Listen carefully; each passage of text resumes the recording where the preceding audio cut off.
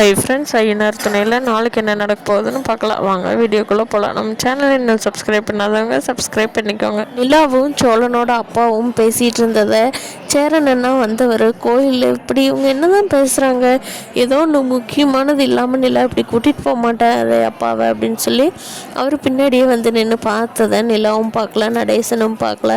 ஆனால் சேரனும் எல்லா உண்மையும் தெரிஞ்சுக்கிட்டாரு, பல்லவனை பற்றின உண்மையெல்லாம். நிலாவுக்கு நடேசன் மேலே ரொம்ப மதிப்பு வந்துருச்சு.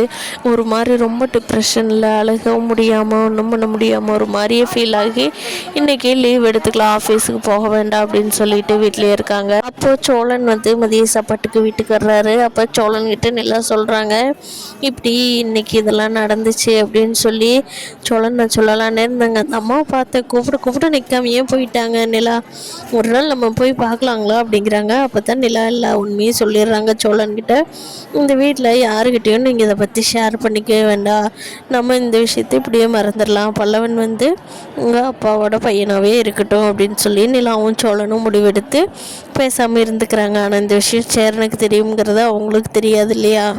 சேரன் அண்ணா அவங்க அப்பாவை ரொம்ப தெய்வமாக பார்க்குறாருச்சே, இந்த மனுஷன் எப்படி பார்த்துக்கிட்டாரு வர அடுத்தவங்களோட பையனை அப்படின்னு சொல்லி. சோழன் எல்லாத்துக்குமே அவங்க அப்பா மேலே தனி மரியாதையே வந்துடுது. ஆனால் அவருக்கு ரெஸ்பெக்ட் கொடுக்குறத பார்த்து பல்லவனுக்கு தான் ரொம்ப காண்டாகுது. நம்ம அம்மாவை துரத்திட்டு இவரை போய் எல்லாரும் விழுந்து கவனிக்கிறாங்களேன்னு பல்லவனுக்கு தான் ரொம்ப காண்டாகுது. அதனால் அவனுக்கு உண்மை தெரிய வந்ததுன்னா நடேசன் காலிலேயே விழுந்து கும்பிட்டுருவான். அந்த அளவுக்கு நல்ல ஒரு நடேசனுங்கிறது அவனுக்கு எப்போ தெரிய வருங்கிறது தெரியல. அதனால தான் நடேசன் சேரன் விஷயத்துலேயே வடக்கத்து பொண்ணுனாவே வேண்டாம், அங்கேருந்து ஒருத்தர் லவ் பண்ணுறேன்னு சொல்லிட்டு வருவான், உடனே அந்த பொண்ணு அவங்க கூட போயிடும், அதனால தான் வேண்டான்னு சொல்லி அவர் சந்தாவையே அவாய்ட் பண்ணிக்கிட்டு இருக்கிறாரு. ஆனால் சந்தா அப்படிப்பட்ட பொண்ணு இல்லை.